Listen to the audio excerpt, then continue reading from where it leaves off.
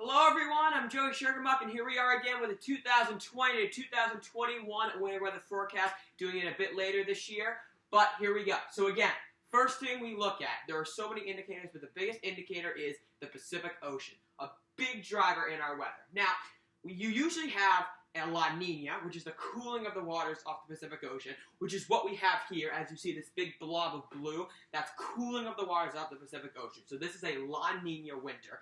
Or you have El Nino, which is warming of the waters off the Pacific Ocean, so there would be a big warm blob there instead. Or you could have an Enso neutral, which is kind of like what we had last year.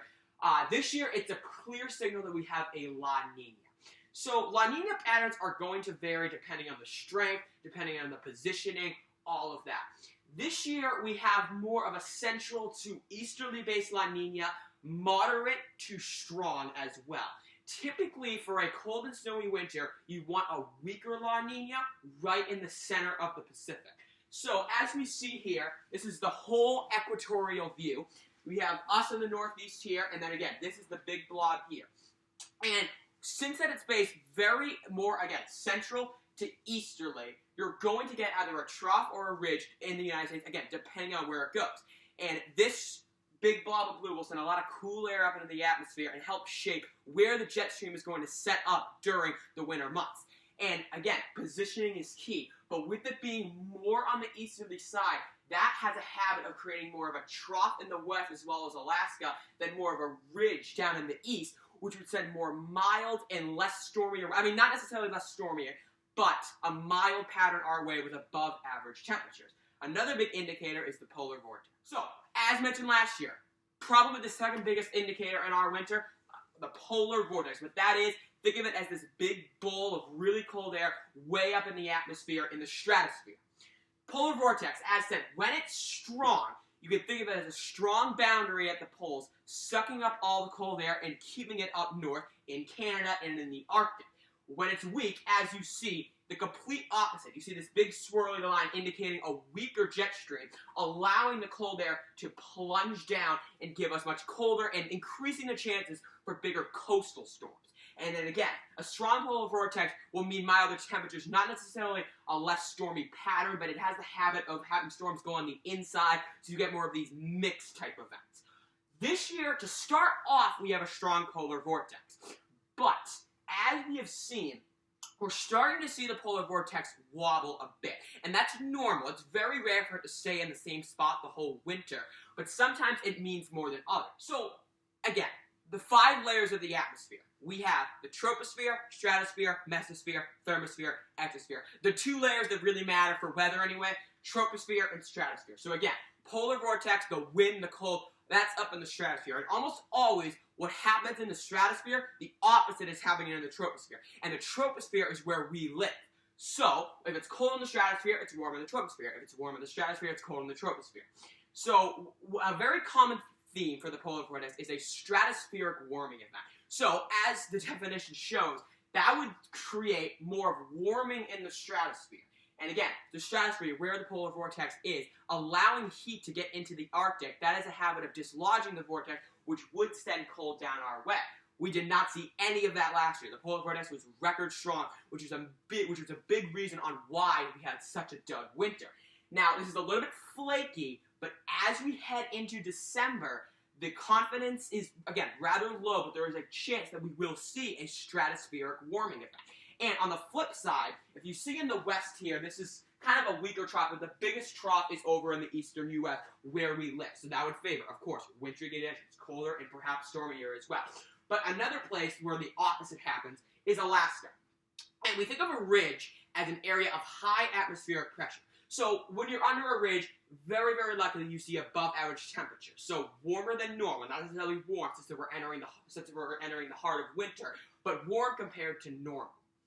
Then you have a trough, which is the complete opposite of a ridge, an area of low atmospheric pressure, so that would favor colder and perhaps stormier weather as well. So, again, what happens in Alaska, the opposite happens in the eastern U.S. So with a ridge in Alaska, you would have a trough in the east. With a trough in Alaska, you would have a ridge in the east. So through November has been a very warm month, It's rare for November to be warm, actually, in New England. Usually it's cold. This November has been exceptionally warm because we've had a roaring trough in Alaska, which pumps a positive EPO, which is the East Pacific Oscillation, and again, that leads to a ridge in the east, flooding us with warmer than average temperatures.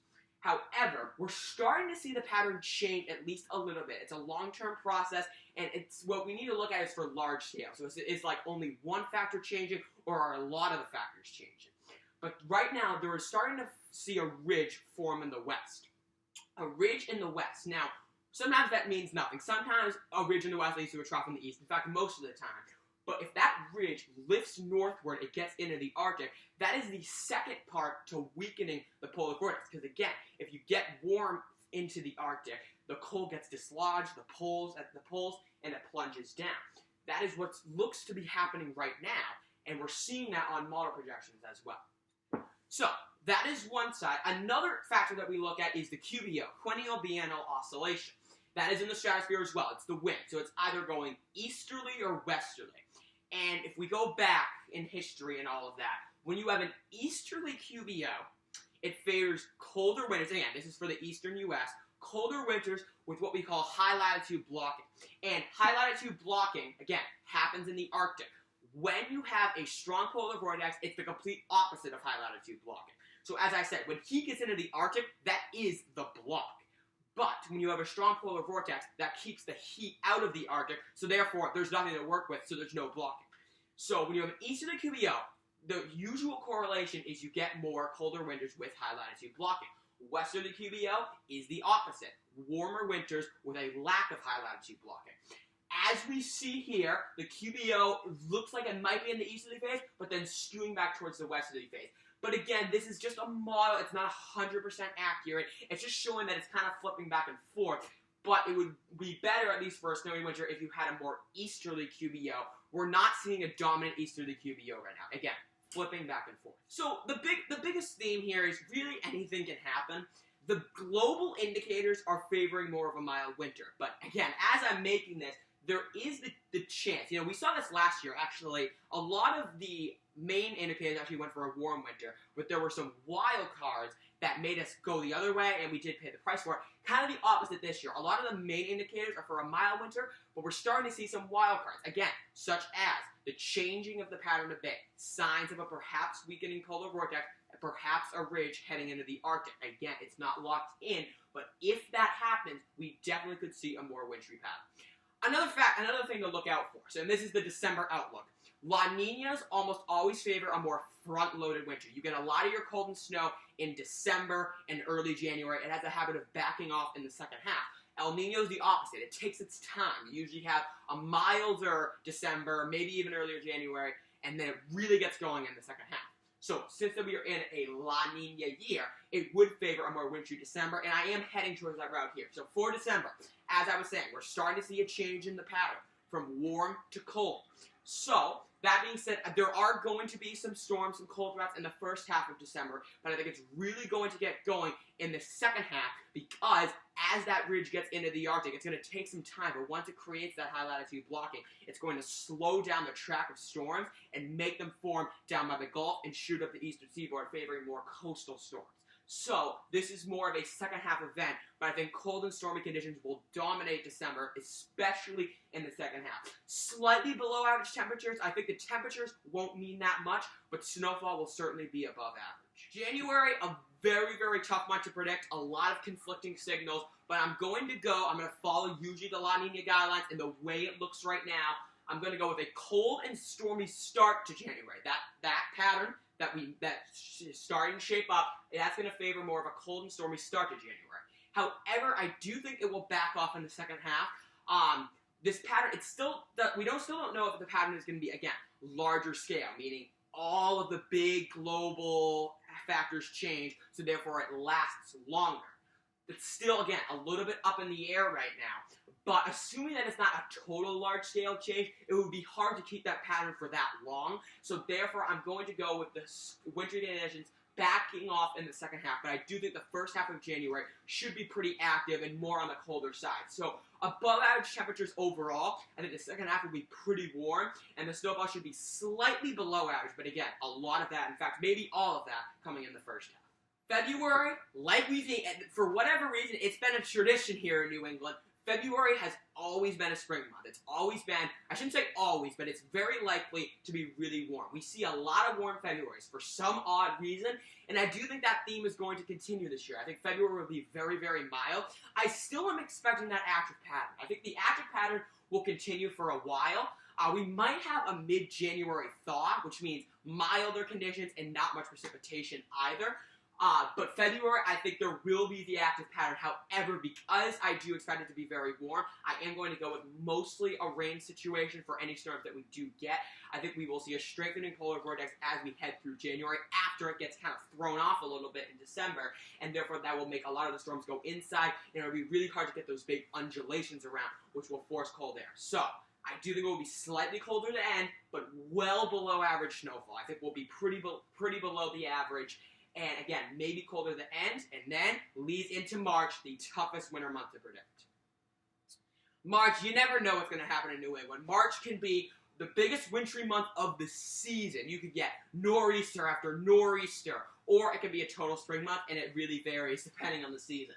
So, March last year, if I recall correctly, was rather warm, and then we paid the price for it in April. But, anyways, March, I actually think, is going to be similar to what we saw 2018-2019. So if you remember that, February, again, on the warmer side for sure, but then we kind of saw a brief pattern blip. And again, blip is the key word here. It was not a large-scale change, but it was a brief little pattern change. We got a big cold shot, and it did come with a snowstorm. So I'm thinking a similar theme here. I think we're going to see a colder end to February, a wintry start to early March, and then it's going to back off. We're going to see the pattern pretty much relax, and we're going to be stuck in a more zonal flow, as you call it, but favoring on the warmer side.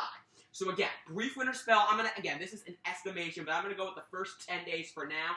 I actually expect March to be a bit drier than usual. So colder and perhaps stormier to start March, but then as the pattern flips, I think we'll see a lot of those sunny and just dry days. I think it'll be drier than usual. So no big March madness this year, unless we get that big Greenland block, which is the same thing as high latitude block, which I was saying.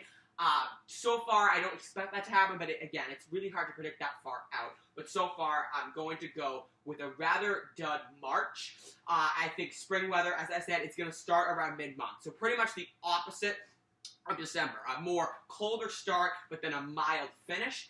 Above average temperatures as well. I don't think it'll be too warm or too cold. I think we'll see the mean be maybe 1 or 2 degrees above average. And again, snowfall slightly below average. Our best chance will certainly come in the first half. And guys, that is my best guess, but before we cut out, the final tally for snowfall in Boston this year, going with 20 to 30 inches. And again, Boston, along the coast, a lot of times you can get coastal fronts, and it's warmer at the coast, so you have to deal with mixing with rain, so therefore the snow totals get cut down. This is for Boston and all along the coast, so a lot of times with the interior, the further west you go, you will definitely get more. So this might be a bit modest. I think we could easily see a little bit more than this, but I'm going to go with the low ground for now, because we guessed high last year, and it certainly did not pay off so well. So I'm going to go with a pretty dud here, but definitely some ups and downs. Interior should get more in the 40 to 50 inch mark, and then I do think that would be the final tally. Again, could be on the high side, could be on the low side. We will see how it goes. Thank you guys so much for watching. It's my second time doing it. We'll see how it pans out. Appreciate you guys being there, and I will see you on Thursday.